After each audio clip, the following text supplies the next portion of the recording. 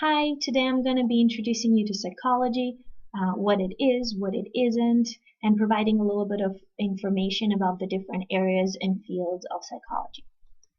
So, psychology is the scientific study of overt behavior, so behavior we can actually see, as well as mental processes, so the covert behavior.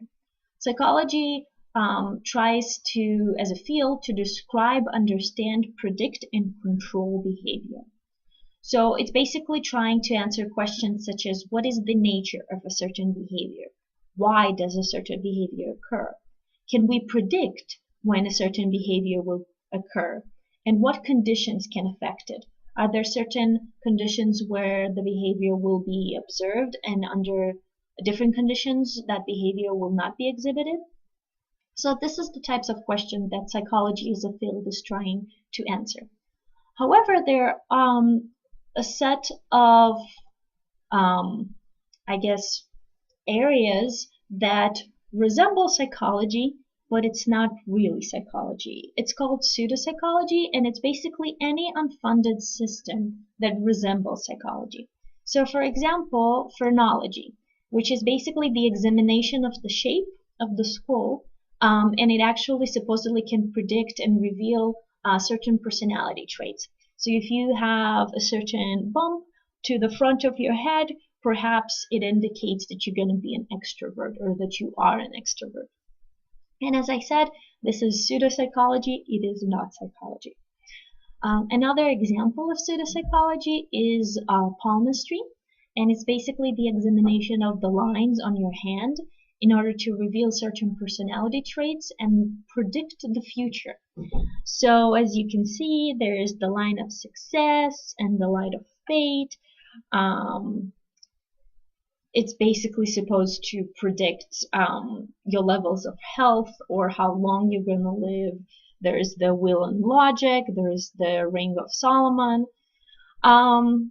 Another example of pseudopsychology is graphology, and it's basically the examination of your handwriting because it supposedly can reveal personality traits.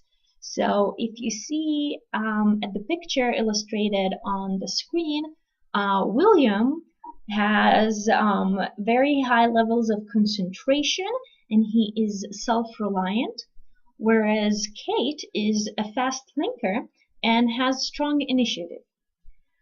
Once again, pseudopsychology, not psychology. And finally, astrology is, I think, the most familiar out of the other pseudopsychology examples that I gave. And astrology is basically the belief that the positions of the stars and planets at the time of one's birth determine personality traits and affect behavior. However, this theory is slightly, if not a lot, is unconvincing because we still don't understand how exactly the stars' alignment in the moment of our birth affect our everyday life. So the evidence against astrology is pretty convincing.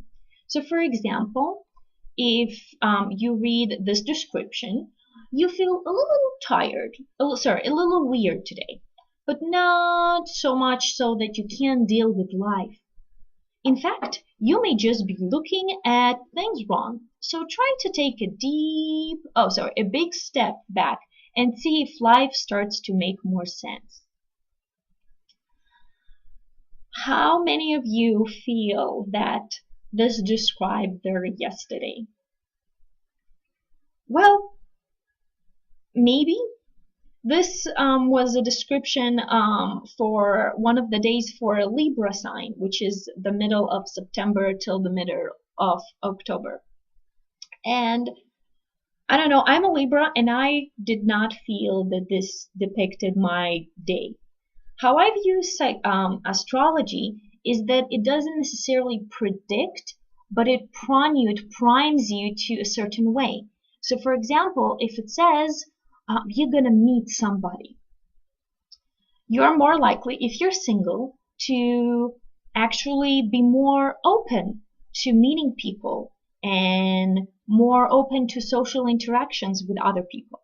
So later on, when you actually met somebody, you might be like, oh yeah, my astrology prediction was so true. But it's not really that the astrology predicted it, but the description, if you read it, actually puts you in that set of mind. My point with pseudopsychology is that I want you to think critically about the information presented to you from these types of sources. And in general, don't accept information without critically thinking about it. Don't believe general positive or flattering descriptions of oneself or just even general information just because you want to believe in it. Think. There are three contemporary perspectives in psychology. So now we're making this shift from pseudopsychology to actually going back talking about psychology. And one of the first, contemporary perspectives is the biological perspective. And the biological perspective seeks to explain behavior in terms of biological principles, such as brain processes, evolution, and genetics. So for example, why do human beings are more likely to help people who are part of their in-group rather than people who are not part of their group? Well, because in the past they were able to better fight with their out-of-group members, supposedly their enemies, and receive more help from their in-group members. So from a biological perspective, it benefited them to stay and help their in-groups because sometime in the future, those in-groups members can actually help them. So this can explain social behaviors, why we like why are we social beings, why we have friends and relationships. Another perspective is the psychological perspective.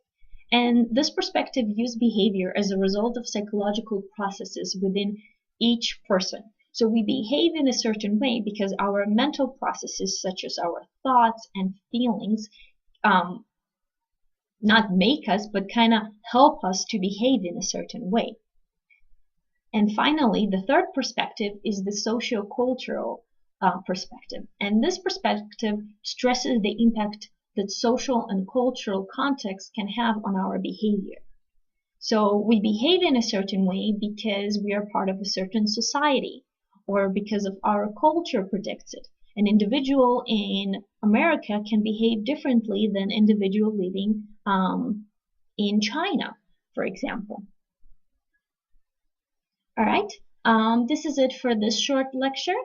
Please tune in for the next lecture to kind of talk about the different fields of psychology.